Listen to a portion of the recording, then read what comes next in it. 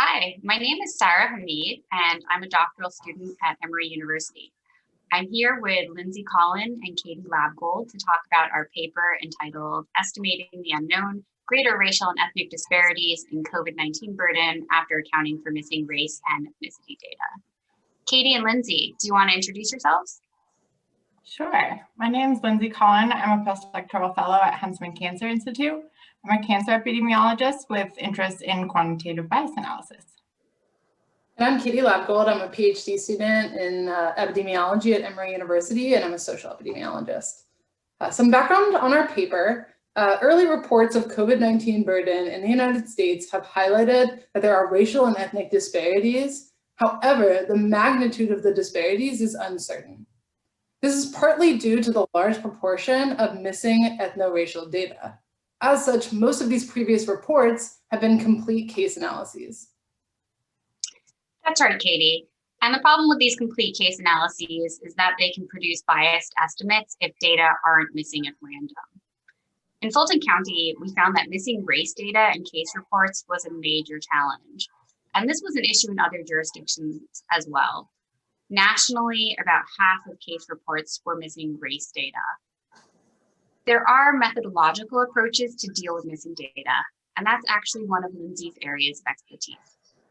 Thanks, Sarah. So we can use quantitative bias analysis methods to improve estimates of ethno-racial disparities in COVID-19 morbidity and mortality.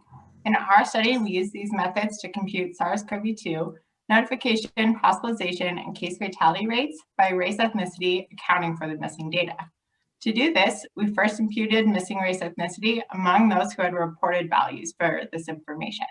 This allowed for calculation of bias parameters.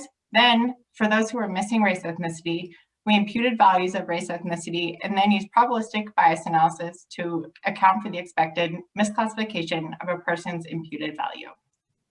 Katie, do you want to take us through the results?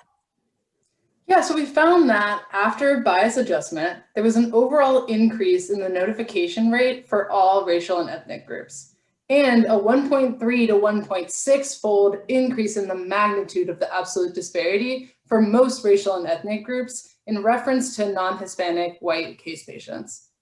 Of course, there were some limitations worth noting. For example, we used a limited number of racial and ethnic groups, which may overlook groups with expected susceptibility to COVID-19.